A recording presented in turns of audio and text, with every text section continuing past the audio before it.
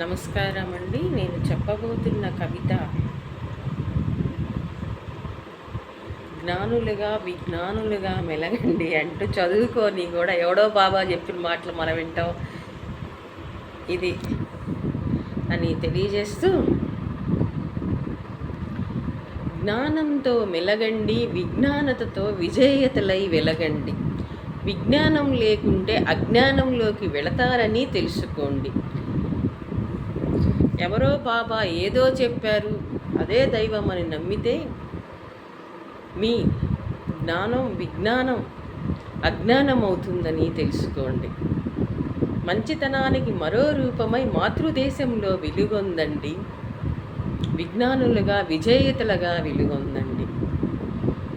చదువుకున్న చదువేమైంది, సంస్కారమే లేని ఆ చదువెందుకు? ఎవరో ఏదో చెప్తే వాళ్లే బాబాలు అంటాం, వాళ్లే దైవాలని నమ్మితే నట్టేట మునుగుతారని తెలుసుకోండి. మీ మేధస్సును పెంచుకొని మేధావుల ఆశయాలకు అడుగులు వేస్తూ విజ్ఞానంతో విజేయతలుగా వెలుగొందుతూ రేపటి భవితకు బంగారు బాట వేస్తూ భరతమాత కీర్తిని నిలపండి. జాతిపిత ఆశయాలకు అడుగులు వేస్తూ జనవాహిని జాగృతి చేస్తూ జాష్వా ఆశయాలకు అడుగులు వేయండి. విజ్ఞానముండి విద్యతో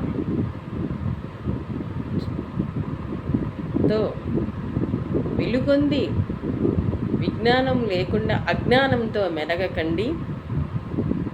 అజేయులుగా వెలుగొందండి.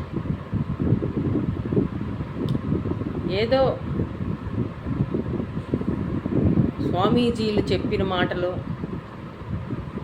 వాళ్ళు బాబా చెప్పిన మాటలు వింటూ నాకు